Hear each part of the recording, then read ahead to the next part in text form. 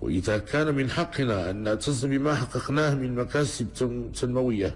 فإن على جميع الفاعلين في القطاعين العام والخاص مضاعفة الجهود من أجل الارتقاء بالمغرب إلى مرتبة جديدة من التقدم بين الدول الصاعدة، والتي سبق لنا أن حددنا مقوماتها، وهو ما يقتضي العمل الجاد للرفع من تنافسية الاقتصاد الوطني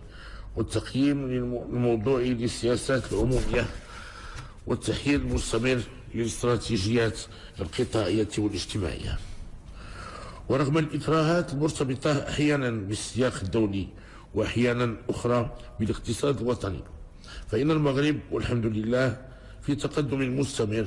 دون نفط ولا غاز، وإنما بسواعد أبل وأمل أبنائه. وخير دليل على ذلك تزايد عدد الشركات الدولية كبيجو مثلا، والشركات الصينية التي ستقوم بإنجاز المشروع الاستراتيجي للمنطقة الصناعية بطنجة على مساحة تتراوح بين 1000 و2000 هكتار، وكذا الشركات الروسية وغيرها التي قررت الاستثمار في المغرب وتصرف الملايين على مشاريعها. هذه الشركات لا يمكن أن تخاطر بأموالها دون أن تتأكد أنها تضعها في المكان الصحيح، بل إنها تعرف وتقدر الأمن والاستقرار الذي ينعم به المغرب والآفاق المفتوحة أمام استثماراتها. كما أن العديد من الشركات العالمية عبرت عن اهتمامها بالاستثمار في مشروع نور والجزات